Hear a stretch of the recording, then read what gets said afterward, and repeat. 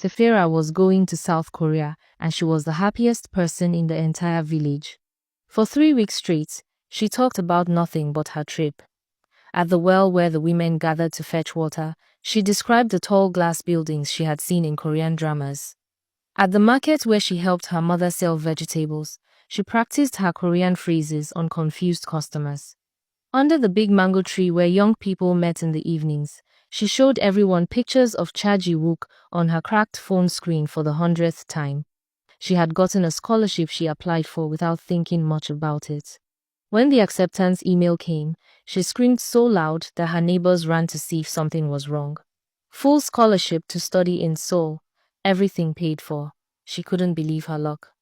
Her friends were so jealous. They had all watched the same Korean dramas together, but safeera was the one leaving. She was the one who would see all the handsome actors in person. She was the one who might actually meet Cha Ji-wook or BTS. The lucky thing was that she could speak and understand Korean from all the dramas she had watched. She had repeated every line until the words felt natural in her mouth. Her mother worried about the plane ticket even with a scholarship. Her father worried about his daughter traveling so far from home. Her grandmother said the food would be too different. But Safeera brushed off every concern.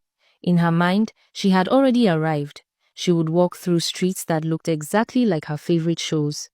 She would eat at restaurants with pretty lighting and kind servers. She would see Cha Ji-wook at a fan meeting. She would accidentally bump into BTS members at a cafe. These things happened in Korea. She had seen it 1,000 times on screen. She packed her bag 2 weeks early. She practiced bowing the Korean way to her amused siblings. She imagined her new life every single night before sleeping. The day finally came. Her family and few friends gathered at the motor park to send her off. She hugged everyone. Her mother cried. Her father pressed money into her hand. Safeera waved goodbye to everyone as the bus pulled away. The flight was long, but Safeera didn't sleep. She watched Korean movies on the tiny screen and practiced her phrases.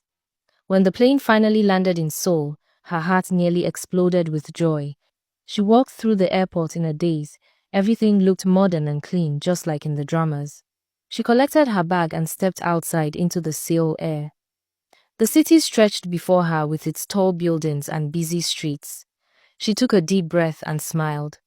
But as she stood there with her suitcase, watching people rush past without looking at her, she wondered, would her fantasy about South Korea be exactly what she would experience? Or was something else waiting for her?